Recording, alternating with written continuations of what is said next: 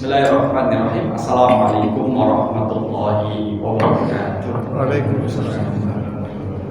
Innal hamdalillah nahmaduhu wa nasta'inuhu wa nastaghfiruh wa na'udzu billahi min shururi anfusina wa min sayyiati a'malina. May yahdihillahu fala mudilla lahu wa may yudlil fala hadiya lahu. Asyhadu an la ilaha illallah wahdahu la syarika lahu wa asyhadu anna Muhammadan 'abduhu wa rasuluhu la nabiyya ba'dahu. Allahumma salli wa sallim ala nabiyyina wa rasulina Muhammad sallallahu alaihi wasallam wa ala alihi wa ashabihi wa man tabi'ahu bi ihsani ila yaumiddin. Amma ba'du. Apa kabar Bapak Ibu semuanya? Alhamdulillah. Kan setelah Idul Adha kita belum pernah ketemu ya? Sejak sebelumnya. Mohon maaf, saya 2 kali itu mendadak sampai lupa. Tadi saya juga di daerah Besi kan ada raker PCM. Saya ketik ke SD Muhammadiyah Cadang Cater. Jadi ternyata 1 jam banget. Ternyata SD Muhammadiyah yang ada di daerah Gamping. Masalah ada tulis Masjid Baitur Rahman Pringgolayan. Tapi nyampe di UPN kok masih 29 menit. Tak cek ternyata di daerah Bangun Tapan itu ada Pringgolayan. Salah mana? Alhamdulillah. Jangan sampai ke sini. Dan insya Allah malam kali ini karena berkaitan dengan tahun baru Hijriah 1440 dan 1447, berarti berapa bulan lagi kita lebaran? Puasa berapa bulan lagi? Nah, puasa masih lama. Tapi kita sudah berada di tahun baru Hijriah 1447. Masih di awal-awal sebagaimana Bapak Ibu masih ingat nggak materi tentang hijrah itu kita sampaikan pertemuan keberapa ya? Tahun pinten coba itu kan? Itu kalau dimisalkan di file saya, hijrah itu materi kelima. Sirahnya adalah pada materi yang kelima, padahal kita sudah ke 30-an lebih. Tinggal kemudian kita lihat ya, dulu kemudian terus kita mengetahui terkait dengan hijrahnya. Nah, kita mau ngambil satu sisi adalah kaitannya dengan kehidupan modern. Jadi janjiannya kita itu masih berhijrah atau tidak sih di dunia modern ini, kan gitu. Maka kemudian kita gunakan ini pada kesempatan kali ini kita lihat teladan hijrah Nabi Muhammad SAW dalam kehidupan modern. Nah, kalau kita lihat kata hijrah sendiri, kita sudah berhijrah belum? Nah itu, saya orang hijrah loh. Nah kan gitu. Maka kata hijrah itu, fadzahir minhu al-khuruj min daril kufri ila daril iman. Jadi kata-kata hijrah sendiri itu maknanya adalah al-zahir secara zahiriahnya al-khuruj keluar min daril kufri dari, kalau kita adalah negara kufur, negeri yang kufur, ila daril iman kepada negeri yang kemudian iman. Kaman hajarah min Makkah ila Madinah. Jadi kan di sini nggak bisa lihat, coba pindah ke situ. Mungkin bisa baca tulisan Al-Rasul ini. Kasihan di sini. Udah kelihatan tuh? Mau dibaca Mas? Maka di sini kemudian kaman hadar sebagaimana orang yang berhijrah min Makkah ila Madinah, dari satu tempat dari Makkah ke Madinah. Itu makna secara zahir tentang hijrah itu berpindah. Maka perpindahan dari satu tempat ke tempat yang lain, inilah yang disebut dengan hijrah makani. Kakek putih, ini loh makani pite, nah benten. Makani ayam dengan hijrah makani itu benten. Dengan hijrah ini, hijrah makani unikal benten dengan hijrah makani. Nah ini adalah hijrah. Waktila muqtadadzalika hijrah syahwat wal akhlak. Ada yang berpendapat bahwa hijrah itu yang udah meninggalkan syahwat, nilai syahwat dan juga akhlak yang tercela, wal damimah yang tercela, wal khotoya wa taraka wa rafadha, dengan cara meninggalkan dan menolaknya. Itu hijrah. Kalau kita berhijrah berarti kita meninggalkan yang diharapkan oleh Allah. Dari mana ya? Saya dari hijrah. Dari mana? Dari cangkruk ke rumah. Jadi meninggalkan cangkruan atau cangkruan pos ronda. Yang kemudian di situ menjadi tempat yang tidak baik gitu. Minimal ngerasa di PRT yang jarang bikin. Saya WA RT saya gak dibalas-balas, ternyata ganti nomor. Wa qalu inni muhajirun ila rabbi, sesungguhnya aku berhijrah kepada Rabbku. Nah, jadi kalau misalkan pertanyaannya kita percepat Bapak Ibu, hijrah janjiannya niku pilihan apa wajib? berhijrah itu pilihan atau wajib? Pilihan. Kalau arti daripada hijrah adalah al-muhajir man hajarallahu amanahu anhu. Orang yang disebut dengan berhijrah adalah orang yang meninggalkan apa-apa yang dilarang oleh Allah. Jadi orang yang disebut dengan berhijrah adalah orang yang meninggalkan apa-apa yang dilarang oleh Allah. Itu muhajir, itu orangnya. Sedangkan hijrah sendiri adalah meninggalkan yang dilarang oleh Allah. Nah, meninggalkan yang dilarang oleh Allah itu pilihan atau wajib? Jawabannya kok pintar. Wajib. Wajib. Maka berhijrah itu menjadi satu kewajiban. Tapi kemudian kita lihat hijrah yang seperti apa. Maka di sini kemudian ada 3 macam hijrah. Ada hijrah makan tempat. Makan tempat. Ada hijrah amali. Amal adalah perbuatan. Ada hijrah niat. Jadi hijratul makani, hijratul amali, hijratul niat. Hijrah niat. Tiga ini harus ya ada dalam diri kita jika dalam kondisi tidak baik-baik saja. Misalkan hijrah makani, hijrah tempat. Kalau kita domisili kita berada di tempat yang tidak memungkinkan untuk melaksanakan kewajiban sebagai seorang muslim. Mau sholat saja, sholat susahnya minta ampun, baru takbir sudah ada yang ganggu, sudah ada yang kemudian dia ngaruh-ngaruh. Ayo ngaruh. Rusui, dia rusui. Jadi kan besok dom.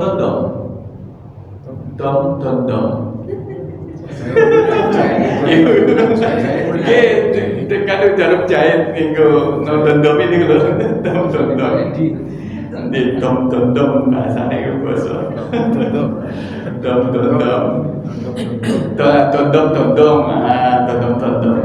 Hijrah makani adalah hijrah dari satu tempat ke tempat yang lain. Kalau misalkan kita yang di sini di daerah Peralayan sudah nyaman, sudah didukung untuk melaksanakan ibadah, ya nggak perlu berpindah. Dan kemana? Saya pindah. Kenapa? Emang nggak bisa melaksanakan ibadah? Kan bisa tuh aman. Ya tapi saya harus pindah. Saya nggak merasa nyaman. Kenapa?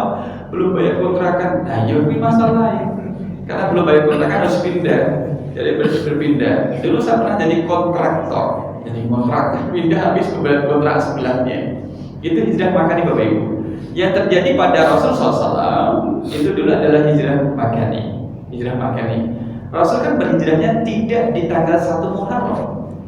Nah, 1 Muharram, 1 tahun pertama Hijriah itu adalah dijadikan sebagai patokan tahun pertama, karena itu istilah daripada Umar untuk mengidentifikasi tahun di mana Rasul melakukan hijrah, tahun itu sebagai tahun pertama.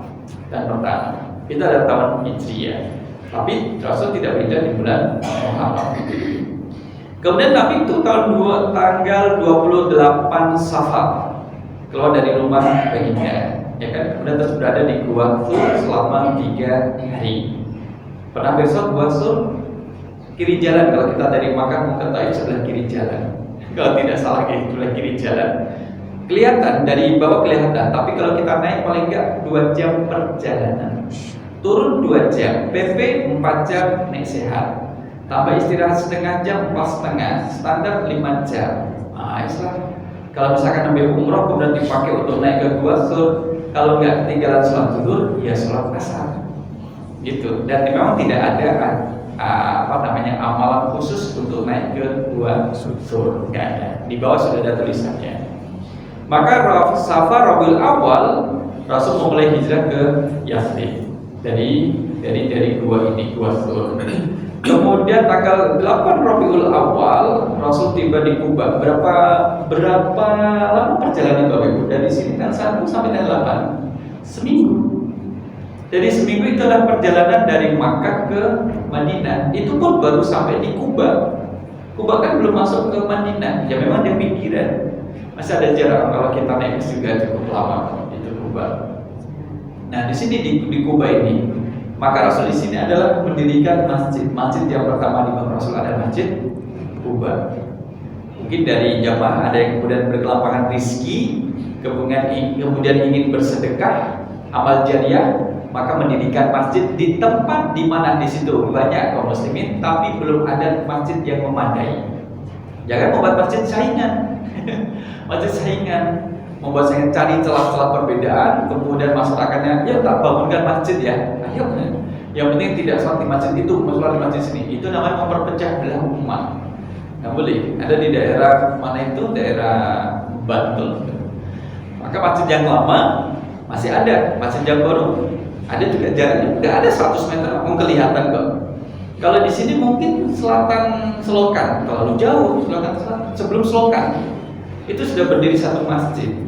Maka kalau saya jadwalnya di masjid yang lama, khotbah Jumat maksimal 10 menit. Nah, gimana jamaah tidak senang? 10 menit selesai Pak B. Khotbah baru mukadimah selesai 10 menit. Selesai. Di sini sudah selesai, yang sana masih baru mau mulai. Orang pilih yang cepat atau yang lambat? Yang cepat, dapat nasi lagi. Dan tidak ada tulisannya ambil satu bungkus, nggak ada. Seperti itu. Nah, disinilah kemudian ternyata 7 hari perjalanan ke Masjid Kuba. Tentunya Rasul SAW itu dalam perjalanannya itu kan kemudian tidak 24 jam jalan. Dulu kita tampilkan ini Bapak Ibu. Ini yang kemudian jalan yang dilalui oleh Rasul. Gambarannya, ini kan gambarnya sekarang. Artinya Rasul tidak melalui jalan yang diaspal, tidak melalui jalan yang biasa dilewati oleh orang. Ya seperti ini. Rasul membuat jalur sendiri. Kalau kita lihat adalah seperti ini. Maka yang Thariqul Hijrah yang berwarna hijau ini adalah alur perjalanan Rasul. Kalau kita besarin dari Makkah ke Gua Thur, agak kemudian mundur, di perjalanan mundur. Saya kan dari Makkah langsung bablas ke sini ke Madinah, tapi enggak, kemudian mundur. Maka di Jabal Sur di sini. Jabal Sur sampai kemudian kita satu lihat ada peristiwa di mana Allah melindungi Nabi dan juga Abu Bakar. Dan di situ kan ada sarang burung. Ada yang berpendapat gini Bapak Ibu. Burung yang ada di Haram itu adalah jenis burung yang sama dengan burung yang hinggap di Jabal Sur, di Gunung Sur, jenisnya. Tapi dengan kita kan juga ada kan di tempat kita jenis burung darah seperti abu-abu. Ada tak? Jangan-jangan itu dari Gua Sur juga sampai sini. Nah ini perjalanan Rasul adalah yang berwarna hijau. Kalau kita lihat yang tinggi, yang berwarna hijau ini jalan Rasul. Jadi tidak sesuai dengan jalur yang warna merah. Kalau warna merah adalah jalur yang biasa dilalui oleh masyarakat pada umumnya. Jadi banyak bertemu di persinggahan sini. Dan ketika kita ketemu di singgahan ini, lihat kanan kiri ada yang lewat tidak, ada yang lewat tidak. Nah ini titik-titik persinggahannya. Jadi kalau kita lihat ya warahmatullah, jadi jalan seperti inilah yang kemudian dilalui oleh Rasul. Memang susah untuk ditemukan kaki. Karena orang berpikir nggak mungkin. Ini kan bukan jalan kaki. Ini bukan tempat berjalan kaki dan bukan tempat jalannya binatang seperti onta dan kuda. Nggak mungkin. Tapi inilah yang dipakai oleh Rasul SAW. Maka kalau mau menyelamatkan diri, kalau misalkan bapak-bapak lagi main petak umpet sama istrinya, ngumpetlah di tempat yang tidak mungkin dipikir oleh istrinya. Contohnya di mana Pak? Sorlongan? Ketemu nggak kalau di Sorlongan? Misorlongan? Misal di Pan? Ketemu, itu biasa.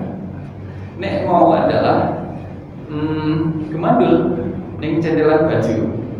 Jadi bapak nggak ada kakinya, tapi kita kemandul seolah-olah seperti baju dicendel nanti dipraktek. Nek kuat kemandul. Nah ini kemudian kita lihat perjalanan Nabi SAW ternyata panjang. Baru tanggal 8 Rabiul Awal Rasul melanjutkan perjalanan ke Yathrib, ke Madinah. Ya, tiba di Yathrib dan disambut dengan penuh gembira tanggal 12 Rabiul Awal. Ada kemudian jerih payah yang dilakukan oleh Rasul. Iya, ada pengorbanannya. Ada pengorbanan. Karena kemudian kalau kita lihat dengan tahun baru Hijriah dimulai dengan bulan Muharram, Suro. Ini jamaah yang tidak kelihatan, tidak pada jamasan. Nafas jamasan. Kritis zaman, kritis. Kemarin saya dapat cerita dari adik. Kamu disuruh pulang cepat sama penjaga sekolah. Kenapa? Karena motornya kan di sekolah kan ada acara di luar. Mbak nanti jangan pulang lama-lama ya. Apa ya Pak? Saya mau pulang. Ngapain? Nyuci keris. Berapa Pak kerisnya? 12. Itu tangkatan baru kemarin. Nah oleh karena itulah jamaah rahimakumullah, maka Muharram jadi tahun di mana awal-awal tahun baru Hijriah itu dimulai dengan sasi Muharram. Kita lihat apa sih kalau misalkan kita mengatakan hijrah. Kita lihat dalam teks Al-Quran. Di dalam teks Al-Quran itu kemudian kita lihat ini mimbaiti muhajir, orang berhijrah. A'udzubillahi minasyaitonir rajim. Wa may yuhajir fi sabilillah yajid fil ardi muragaman katsiran wa sa'ah. Sesiapa yang berhijrah di jalan Allah, niscaya akan mendapatkan di bumi ini tempat hijrah yang banyak dan kelapangan rezeki dan hidup. Jadi nggak ada kemudian orang yang hijrah dengan maksud meninggalkan yang diharapkan oleh Allah itu akan celaka, enggak.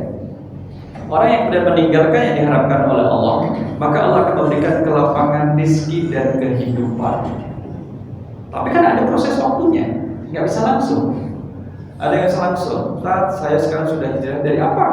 Saya sekarang sudah tidak berinteraksi dengan transaksi ribawi. Oh, alhamdulillah.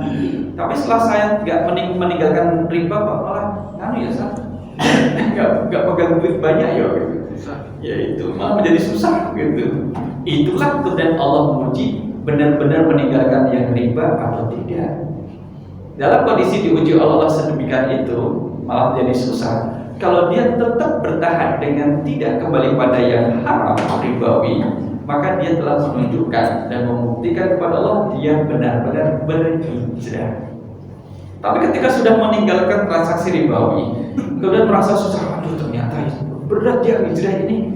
Wah, aku nggak kuat balik mana? Berarti memang tidak kuat hijrahnya bukan karena Allah, bukan karena Allah dan juga Rasulnya, tapi karena dunia. Jadi kalau nggak berhasil, ternyata malah menjadi susah, pegangan duitnya juga tidak cukup, maka dia kembali pada transaksi ribawi.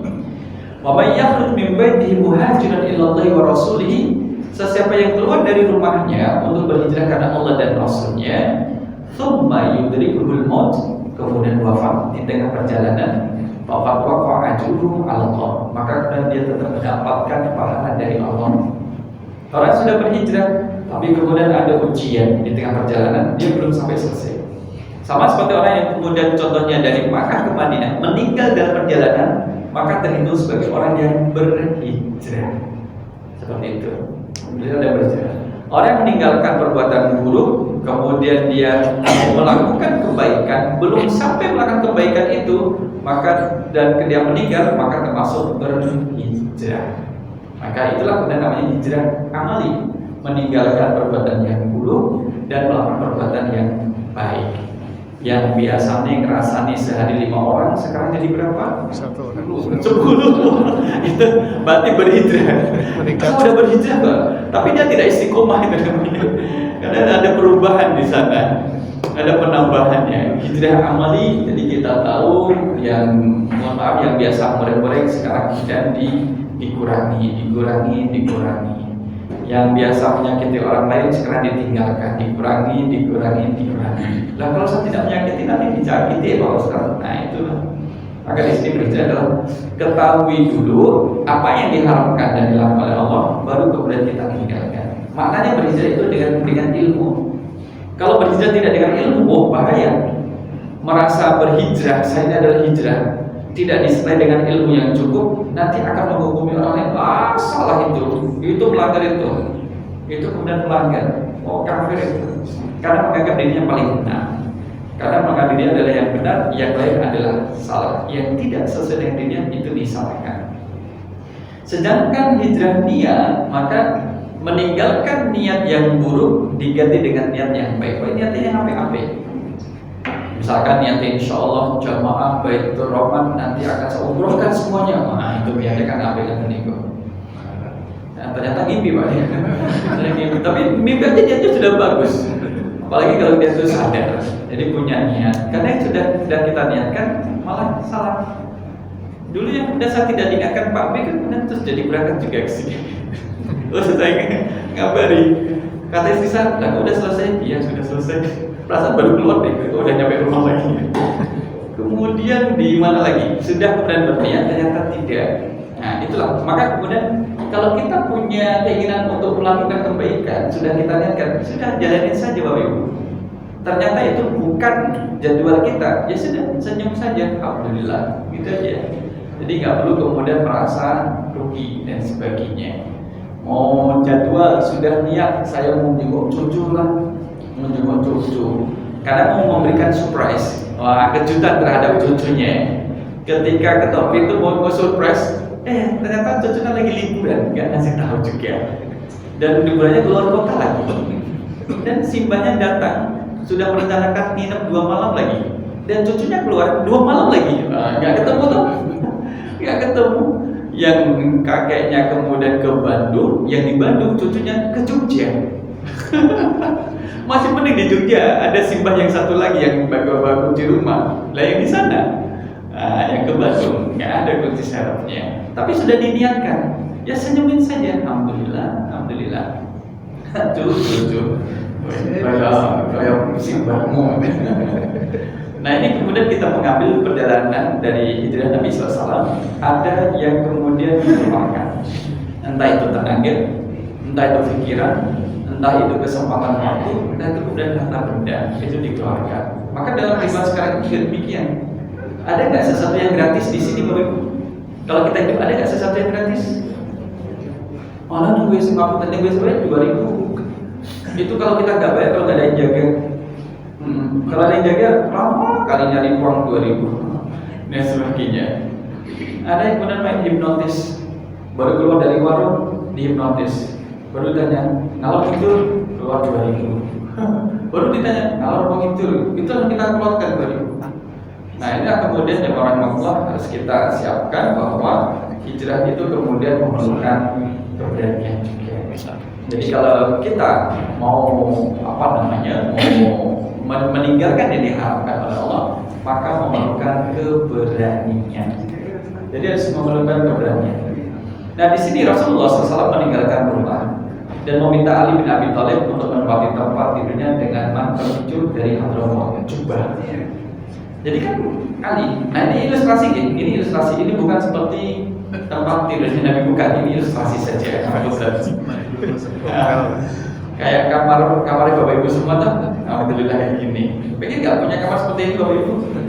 Nah kita ini sakit tangi nomor. Nah itulah mantelnya Nabi SAW. Maka dalam hijrah itu kita harus berani mengambil jalan yang berbeda. Kadang harus berani beda dalam kebaikan nih, dalam kebaikan. Ya harus berani mengambil sikap dan ada resikonya. Patokannya apa? Patokannya pegangannya adalah Al-Quran dan Sunnah. Jangan sampai kemudian yang kita ikuti adalah tidak sesuai dengan Al-Quran dan Sunnah atau bahkan melanggar dari Al-Quran dan Sunnah. Maka kalau kita lihat video-video prom itu, Bu, suami ibu korupsi, nggak apa-apa, nanti istighfar juga hilang, berarti istighfar saja juga hilang. Enak ya Pak makan kayak gini, iya enak makan uang rakyat dan lain sebagainya. Itu video-video prom yang dibuat. Nah, jamaah rahimakumullah, kita lanjutkan di sini. Nah, kita lihat kelapangan hidup ini bagian dari pahala yang Allah berikan kepada kita yang meninggalkan apa yang dilarang oleh Allah. Karena sehari kemudian tidak melakukan maksiat itu rasanya enteng, apa ada yang kurang, Bapak Ibu. Ya Allah, sedinain rasanya adem ayam, nggak ada yang dirasani, udah gak ada yang dicelatu, nggak ada yang dimarah-marahin. Hidup kok kayak gini lurus-lurus gitu, lempeng kayak gitu. Kurang variasi, nggak ada toppingnya. Kalau minuman nggak ada topping minumannya. Maka ada kelapangan hidup. Ngapunten, orang yang tinggal sendirian bisa nggak dia maksiat? Bisa. 2 orang bisa nggak? Bisa. Apalagi satu masjid. Bisa gitu. Maksudnya adalah tanpa dengan kehadiran orang lain itu bisa maksiat gitu loh. Tanpa kehadiran teman, dia itu bisa maksiat. Entah maksiat hati, entah maksiat pikiran, entah penglihatan atau perbuatan yang dilakukan sendiri, itu bisa. Misalkan dengan media sosial bisa melakukan transaksi, misalkan judi online, judol, itu kan tidak harus dengan orang lain, tapi dengan dunia internet atau gadget itu bisa terjadi. Sekarang sudah tidak ada cek kodam online. Yang ada adalah hari pertama di neraka. Oh, ada berjibaku di neraka itu. Kita lihat nih bahwa ada kelapangan hidup, tetapi perjalanan orang yang berhijrah itu ya bukan kemudian terus datar-datar saja. Misalkan kita lihat kemudian Damrah bin Jundub pergi dari rumahnya. Bawalah aku dan keluarkanlah aku dari bumi orang-orang musyrik yaitu Mekah untuk menemui Rasulullah SAW. Nah ini kemudian Damrah bin Jundub ini adalah dia orang yang berhijrah, tapi belum sampai ketemu Nabi Muhammad, sudah meninggal. Tapi dia sudah berniat untuk bertemu dengan Nabi Muhammad, keluar dari Makkah menuju ke Madinah. Qadarullah wafat di tengah perjalanan. Sebelum berjumpa dengan Nabi SAW, maka turunlah ayat yang di sini. Ayat ini. Ayat 100 surah dari An-Nisa. Ini menggambarkan, jadi kebaikan yang kita lakukan akan bernilai satu pahala tidak selalu kalau sudah sampai pada titik finishnya. Bahkan dalam perjalanan pun Allah kasih apresiasi. Itu sudah mau pengajian, ternyata cepat-cepat dari rumah ke masjid sendalnya keliru, sisian kiwo kafe. Nah itu mau balik, waduh udah cukup di tengah perjalanan, mau lanjut nanti kemudian gak enak dilihat sama orang. Itu sebenarnya kok kiri semua. Iya kiri semua. Yang istrinya kanan semua. Kanan semua. Jadi seperti itu tetap kita jalankan dan kita teruskan apa yang kebaikan yang sudah kita niatkan. Ya, nanti akan ada yang mengatakan tai, ya biasa. Nabi Muhammad itu demikian disebut dengan orang gila, orang yang hilang akal, penyihir, tukang baca mantra, tapi tidak menurunkan semangat untuk berdakwah Nabi Sallallahu Alaihi Wasallam. Maka dorongan hijrah untuk generasi awal, jadi awal-awal generasi Makkah itu kemudian ingin melamatkan akidahnya itu. Misalkan seyubiannya itu orang-orang yang misalkan di negara-negara konflik, ada kayak Gaza itu seharusnya mereka berhijrah meninggalkan Gaza atau tetap di Gaza, Bapak Ibu. Ini perlu jenengan. Tetap di sana atau kemudian harus keluar. Kalau keluar nanti dengan mudah diduduki oleh Israel. Kalau sudah diduduki sama Israel, nggak bisa lagi direbut lagi, susah. Wong yang dipertahankan sekarang ini yang kemudian diambil juga susah, kalau dikembalikan. Padahal sudah ada kesepakatan putusan dari PBB, nggak dikembalikan, apalagi kemudian yang ditinggal. Tapi kemudian juga harus harus ada upaya-upaya diplomasi. Maka kalau sebagian mereka ada mengatakan kami akan tetap untuk mempertahankan sebagai bentuk perlawanan. Nah, itu udah pertanyaan, apakah mereka harus berhijrah atau tidak? Kemarin ketika saya mendampingi Dubes Palestina ketika kunjungan di Jogja, itu kemudian disebutkan bahwa ketemu dengan Prof. Haidar karena dia meminta bantuan dari Muhammadiyah. Ya, Prof. Haidar menyampaikan bahwa kalau mau bantuan, kirimkan nama-nama calon mahasiswa dari Palestina untuk kami tempatkan dan kami ajarkan di perguruan tinggi Muhammadiyah. Jadi gitu, kita membantunya seperti itu. Karena kita kan memiliki pendidikan.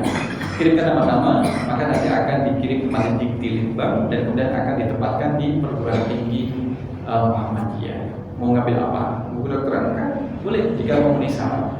Mau ambil teknik, silakan kalau memenuhi syarat. Dan itu kan kemudian terus ada syarat-syaratnya. Jadi sehingga nanti mereka kembali bisa membangun negara yang menjadi lebih baik. Nah, itu kondisi yang di sana, yang kemudian perlu kita ketahui. Ada juga gini, termasuk juga ucapan terima kasih dari mereka untuk kita orang-orang yang ada di Indonesia. Ya bagaimana tidak, kemudian kan sudah diketahui ya kontribusi masyarakat Indonesia terhadap rakyat yang ada di Gaza dan Palestina pada umumnya. Nah inilah ibu bapak jamaah rahmatullah. Kalau dengan lihat orangnya adalah menikah. Menikah. Ini dubesnya. Ini dubes dubes Palestina untuk Indonesia. Dia ada di Jakarta. Dia harus pakai bersih, terus pakai bersih. Bukan yang di bawah ini, bukan. ini tukang ngawal. Saya disuruh ngawal. Jadi karena disuruh ngawal, udah kita kawal aja. Dulu masih muda, awal-awal penempatan di di Indonesia. Tapi sekarang udah masih juga. Jadi sudah sering datang ke Jogja, bahkan ke UI itu setahun bisa 3 kali. Ke UI untuk memberikan kuliah umum. Ini acara kemarin ketika launching. Nah, jamaah rahimahullah, kita lanjutkan lagi. Nah, generasi awal. Maka hijrah itu menjadi kewajiban. Sebagaimana kemudian kita meninggalkan yang dilarang oleh Allah, itu kan sudah menjadi kewajiban. Sehingga kalau kita lihat dalam Al-Quran, hijrah itu berarti adalah meninggalkan. Ini di dalam surah Maryam ayat 46. Termasuk juga apa yang ditinggalkan? Perbuatan yang keji. Mustakbirina bi sabrin tajurun, dengan menyombongkan diri dan mengucapkan perkataan-perkataan keji terhadap Al-Quran. Jadi hijrah itu harus ditinggalkan. Warujza fahjur, segala perbuatan keji tinggalkanlah, fahjur, bukan ditinggalkan. Maka tadi ada hijrah, maka berarti meninggalkan tempat yang buruk menuju tempat yang baik. Kategori baik adalah di mana kita bisa melaksanakan ibadah dengan baik. Kemudian meninggalkan amalan yang buruk menuju amalan yang baik. Maksudnya adalah perbuatan yang buruk kita tinggalkan, ganti dengan perbuatan yang baik. Termasuk gini, Bapak Ibu. Kalau mendapati anak yang kemudian berani membentak orang tuanya, itu harus diingatkan agar dia meninggalkan perbuatan itu dan mengganti dengan perbuatan yang baik. Minimal itu anak meminta maaf pada orang tuanya atas perbuatan yang dilakukan tadi. Kalau tidak diingatkan, tidak dikasih tahu sama orang tuanya bahwa perbuatan itu buruk, ya dia tidak akan tahu kalau itu perbuatan buruk. Pak, topa, siapa tahu? Iku lo Mustafa, siapa kan? Bapakku, bapaknya Mustafa dipanggil sama topa. Kadang nggak sadar, nih nggak sadar, topek, gak kerja pek. Anak bisa kayak gitu tuh. Mungkin dari orang tuanya membiasakan soal seperti jurep anakku manggil topek apa yang penting dia masih hidup. Ini sampai digadek kita gadek ya sekolah. Emangnya BPKB malah nggak payu. Nah termasuk juga hijrah niat ya. Nah kata hajara itu wasbir ala ma yaquluna wahjurhum hajran jamila. Meninggalkanlah mereka dengan cara yang baik. Ini di dalam surah Muzammil ayat yang ke-10. Siapakah mereka yang ada ditinggalkan? Adalah kemudian orang-orang yang suka mengata-ngatai Nabi Muhammad dengan perkataan yang buruk. Ya, mengata-ngatai dengan melontarkan kata-kata yang tidak senonoh terhadap diri Nabi Muhammad dan juga Allah Subhanahu wa Ta'ala. Tinggalkan. Orang seperti itu dihijrahkan, ditinggalkan. Maka kalau kita bilang hijrah menghijrahkan, satu sisi kita berhijrah meninggalkan yang buruk menuju yang baik, sisi yang lain adalah mengajak orang juga untuk berhijrah, untuk meninggalkan yang buruk. Sebagaimana ada salihun li nafsi wa muslihun li ghairi. Secara pribadi itu soleh dan mengajak orang lain juga untuk soleh. Itu kadang ada orang yang tidak mau dipanggil dengan nama soleh, nggak mau protes dia. Ya memang namanya kan bukan Pak Soleh. Soleh mau manggil juga. Saya ini bukan Soleh, Abdul. Ya Abdul. Sama bapak-bapak mau nggak dipanggil sama presiden? Mau nggak dipanggil presiden? Nggak mau. Presiden nggak mau. Nama saya bukan presiden, tapi namanya Pak Sudi dan lain sebagainya. Nah, jamaah rahimahullah, mari kita lihat ya. Kemudian di sini di dalam hadis ini yang kemudian hadis yang sering kita lihat. Tapi menjadi penting bahwa namanya niat itu membedakan antara satu amalan dengan amalan yang lain. Itu adalah niat. Niat itu kan sesuatu yang tipis, tapi dia itu berdampak pada kualitas dan tidaknya suatu amalan. Niat itu ringan, tapi dia berdampak pada diterima dan ditolaknya amalan. Itu kembali pada niatnya. Kalau orang misalkan sholat agar dapat nasi bungkus, boleh tidak? Sholat niatnya agar dapat nasi bungkus. Bolehnya boleh, tak bolehnya boleh. Jadi akan dapat nasi bungkus. Jadi kalau misalkan ya Allah, mana pahala saya? Kamu kan tidak minta pahala dariku, kamu kan minta nasi bungkus dan sudah saya penuhi. Sering kemudian sholat jamaah di masjid, ternyata calon mertuanya itu takbir masjid. Jadi biar dilihat sama calon mertuanya. Karena kalau di hijrahnya karena ingin mendapatkan putri dari takbir masjid, ya Allah kan kasih ini putrinya. karena kamu mendapatkan. Oh, maka dia laki-laki tadi mengatakan betul-betul Allah itu maha adil. Dia memberikan apa yang saya inginkan. Tapi kan pahalanya di mana? Enggak ada. Karena dia tidak menginginkan pahala. Di sini disebutkan innamal a'malu binniyat. Sesungguhnya setiap amalan itu tergantung pada niatnya. Wa innamal liqri'in ma nawa. Dan setiap orang yang akan mendapatkan apa yang dia niatkan. Dan kita tidak bisa loh Bapak Ibu menilai niat orang lain. Kamu niatnya ini kan? Nggak bisa. Kamu kesini niatnya karena ini kan? Nggak bisa. Kita nggak bisa menebak. Karena itu amalan hati. Bagaimana kita mengetahui amalan hati? Jatuhnya nanti adalah bersuudzon. Jatuhnya adalah suudzon. Jatuhnya nanti adalah berprasangka. Maka tidak boleh menilai orang lain. Itu bukan tugas kita. Dan kita tidak tahu. Karena niat itu tepatnya di dalam hati. Hati ini kan udah terjaga dengan daging, kemudian dengan tulang, kemudian ada kulitnya, ada dagingnya, ada kulitnya. Begitu terlindungi karena sangat pentingnya hati tersebut. Faman kanat hijratuhu ilallahi wa rasulihi fa hijratuhu ilallahi wa rasulihi. Siapa yang hijrahnya karena Allah dan Rasulnya, maka hijrahnya untuk Allah dan Rasulnya. Jadi kalau niatnya adalah karena Allah, dia akan mendapatkan apa yang Allah janjikan. Wa man kanat hijratuhu lidunya ila dunya yusibuha aw imra'atin yatazawwajuha fa hijratuhu ila ma hajara ilaihi. Jauh-jauh dari Makkah mau ke Madinah karena ingin kemudian mencari dunia. Ya, siapa tahu dapat kerjaan di Madinah. Atau kemudian karena wanita yang ingin dinikahinya, siapa tahu dia kan berhijrah, saya akan ikut dan mengintili Ummu Qais yang berada dari Makkah ke Madinah. Akhirnya dia menikahi Ummu Qais. Dan dia mendapatkan apa yang sudah dia inginkan. Nah, itulah kompensasi yang Allah kemudian berikan kepada orang yang berhijrah tergantung pada niatnya. Artinya dua-duanya Dua-duanya Allah yang maha mengetahui dia lebih cenderung pada yang mana. Allah lebih mengetahui dari dia sendiri. Karena kan memang ditutup-tutupi. Kamu niatnya pengen ngadu ya, enggak. Wallahi karena Allah. Tapi dalam hatinya kan ada yang tersembunyi. Dan artinya adalah kita itu tidak usah dedes untuk mengetahui niat seseorang. Dedes itu apa? Memaksa, memojokkan. Dan nanti kemudian apa? Yang semula niatnya baik karena didedes, jadi kemudian dia menyimpang niatnya bisa menyimpang. Kamu puasa karena apa? Yo, ini untuk dapat pahala sunnah. Tapi kan dapatnya biar sehat. Ya itu Allah akan berikan kesehatan.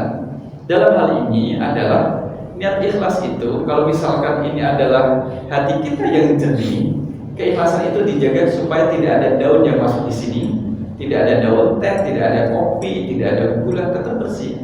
Jadi kalau misalkan niat ikhlas, kalau ada daun teh masuk ke gelas ini, kita keluarkan. Sama seperti ketika kita niat karena Allah, ada kemudian maksud melakukan amalan ini karena manusia, karena makhluk, kita keluarkan bukan karena makhluk. Jadi akhlas wa yukhlis itu bisa berarti menjaga kejernihan, kemurnian itu. Ya, berat. Ini nggak boleh kan? Puasa biar melaksanakan sunnah sama biar sehat nggak boleh, harus satu. Allah mengetahui maksudnya mana. Kalau misalkan dua-duanya mendiinginkan, boleh saja, tapi kemudian tidak maksimal nantinya. Ingin kemudian dan sehat, ya Allah kasih kesehatan dan dapat amalan. Allah akan kasih amalan, tapi Allah mengetahui berapa kadar amalan amal ibadah yang akan diberikan kepadanya. Karena kemudian ada maksud yang lainnya. Kalau misalkan kita niatkan karena akhirat, dunia akan ikut. Tapi kalau diniatkan untuk dunia, akhirat tidak ikut.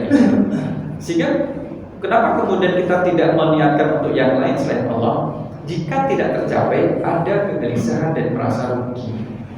Ya itu gara-gara saya puasa perut saya jadi mual, gitu. Karena niatnya untuk kesehatan.